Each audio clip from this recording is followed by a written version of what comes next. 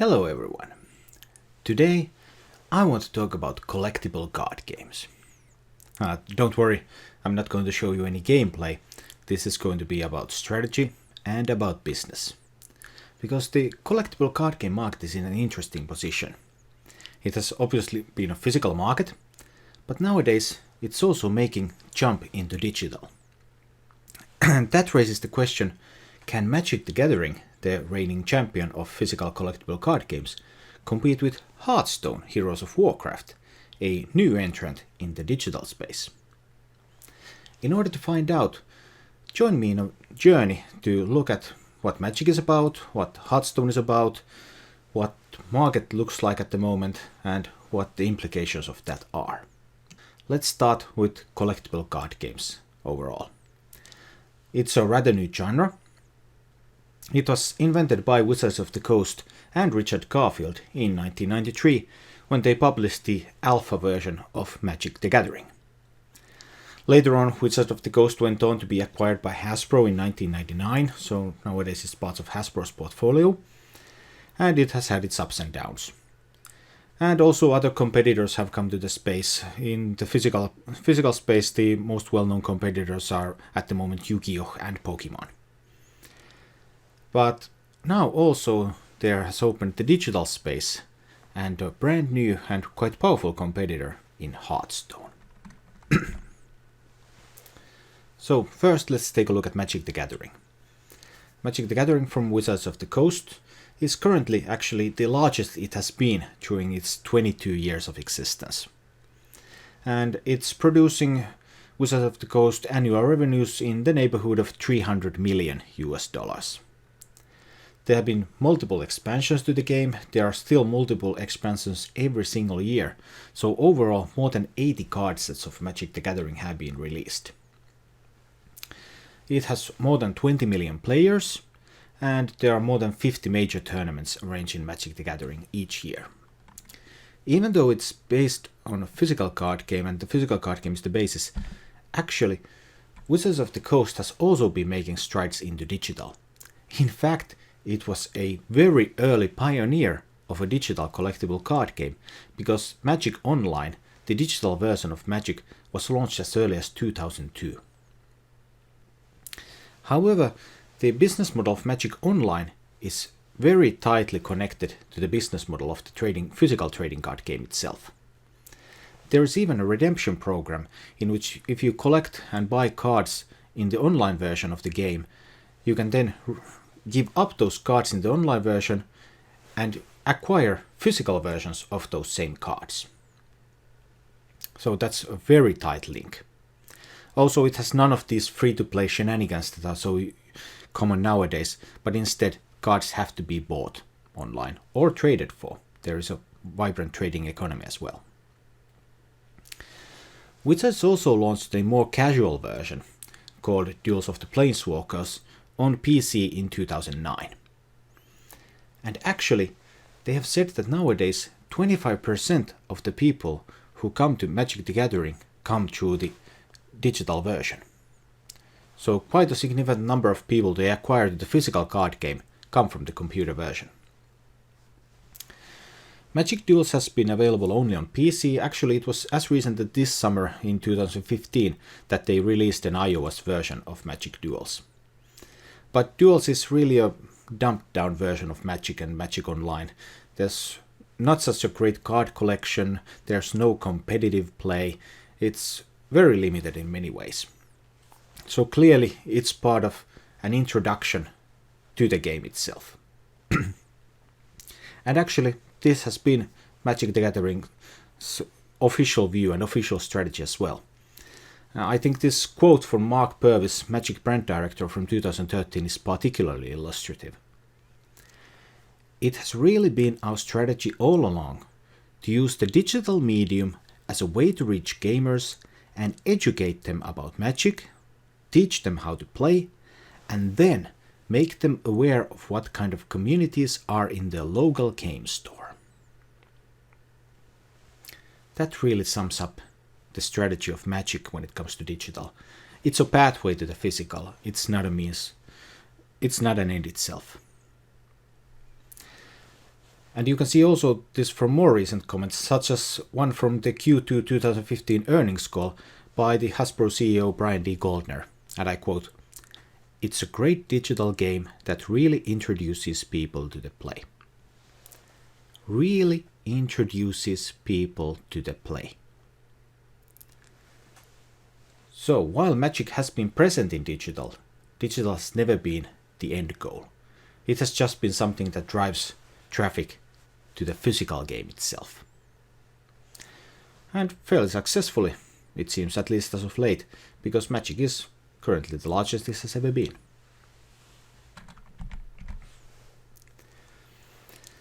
One core reason why digital cannot be really part of Magic's strategy is the trading economy that they have created.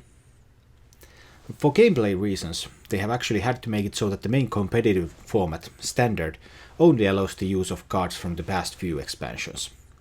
Otherwise, with more than 80 expansions launched, new players would have to continually seek old cards that are decades old in order to be competitive. So they have had to limit that. But other than that, Wizards of the Coast has also provided great support for the trading economy. For example, they have self-restricted their ability to reprint cards. So they have promised that, okay, we're not going to reprint this card or that card, and that ensures that the card collections with those cards in them will continue to have value in the future. They have also supported alternative competitive formats. Even though Standard is the main one, there are also other ones like Modern, which allows for a lot larger variety of cards to be played, and this way demand is being kept up for the older cards as well. However, in order to keep this economy running, Wizards of the Coast needs to ensure that card collections continue to have value. And this makes switch to digital very difficult. So in a way, one might even say that Hearthstone is a disruptor here. So what is Hearthstone? It's a digital collectible card game from Blizzard Entertainment. It was launched into open beta as late as January 2014, so it's less than 2 years old by now. And already in the year of its launch in 2014, it generated revenues of around $173 million for Blizzard. Hearthstone is currently estimated to bring in around $20 million each month, so that would be $250 million per year, around so, when Magic the Gathering is bringing in around 300.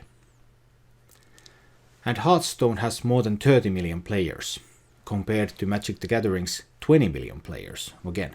So Hearthstone is bringing in a little bit less money, but has a lot more players already, even though it's such a young game. But it's a digital game. To compare these two games a little, Hearthstone is much easier to get started with. You can just download the application, it's a free-to-play game, and start playing. You can even play on PC, you can play on iOS, you can play on Android, and all of these are linked together.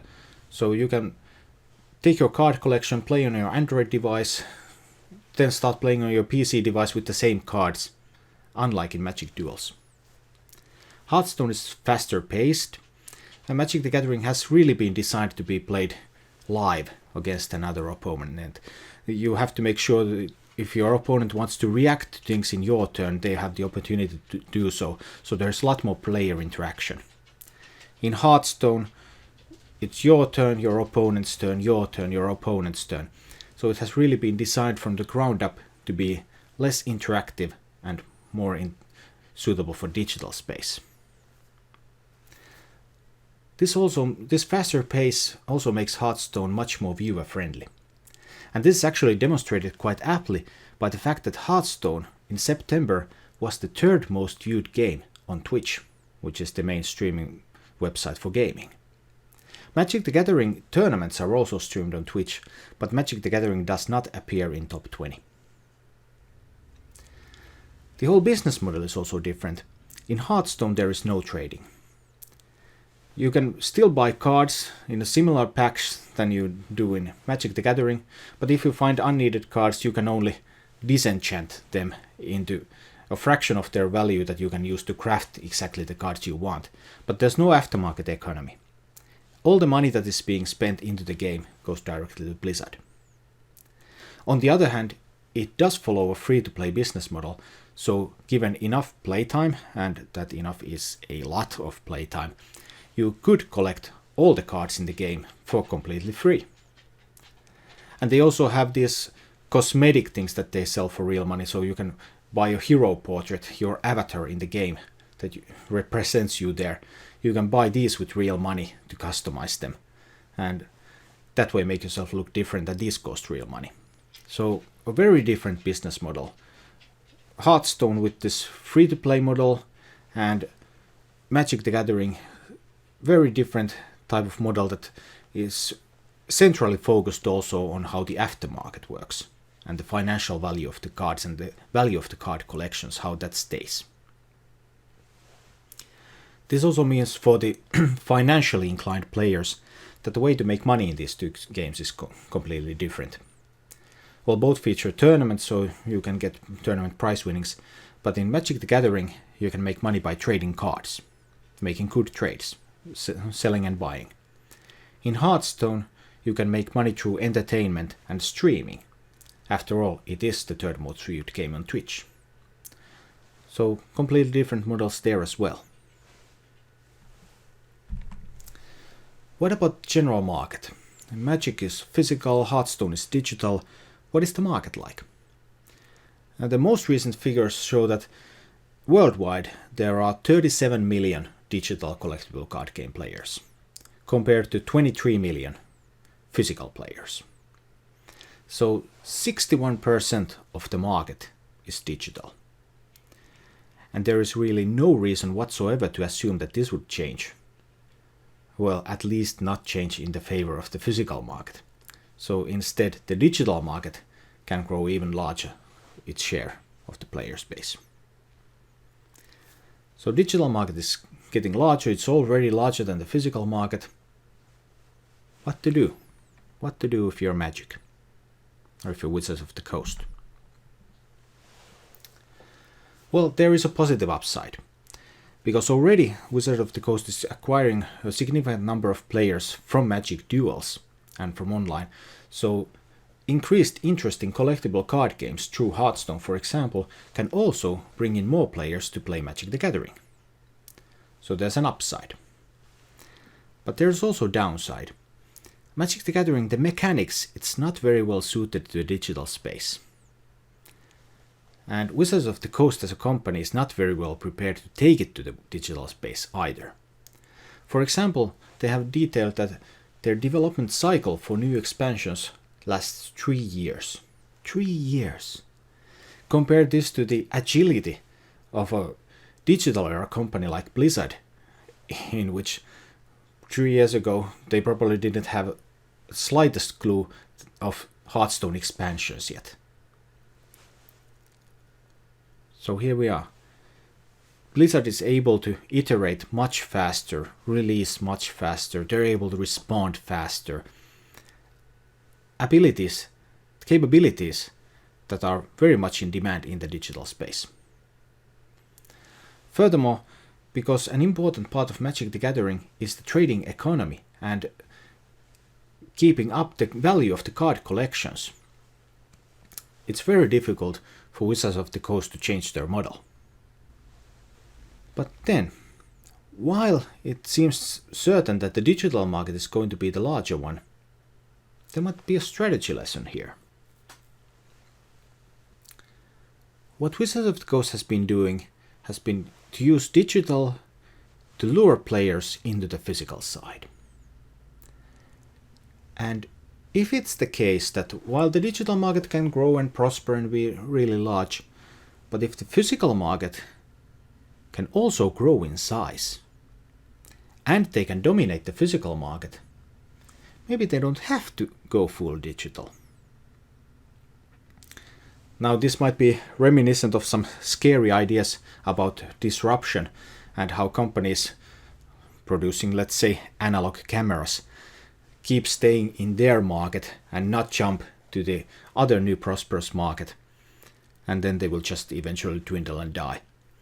But in this case, in the case of entertainment, there's still value to live interaction, and though there's actually a possibility that staying mainly in the physical market might even be a good idea for Magic the Gathering, because they have such a dominant position there, and they might be able to do profitable business on that market if it remains viable, even though the digital market could end up being even more profitable, but if they don't have the capabilities to make the jump to that market. In a world where digitalization is a major megatrend, this strategy is not without its risks. But if this interpretation is correct and Magic will continue to dominate the physical market while Hearthstone is in the digital space, then actually the whole question, can Magic compete with Hearthstone, becomes perhaps a bit irrelevant. Magic really does not compete with Hearthstone. The companies have different strategies. They're pursuing actually with different markets, even though the markets are somewhat connected. They are still each their own. And maybe sometimes it's better to stay in a market you know, and in the market that you have the capabilities to perform well in, instead of aspiring to jump to a larger market, as long as the market you're currently in is going to remain viable. That's something to think about. So, that was my thought for today. Thank you all for watching, and I will see you again next time. Bye bye. Thank you for watching. For more thoughts on lean, strategy and business, please visit my YouTube channel, and if you like what you see, remember to subscribe.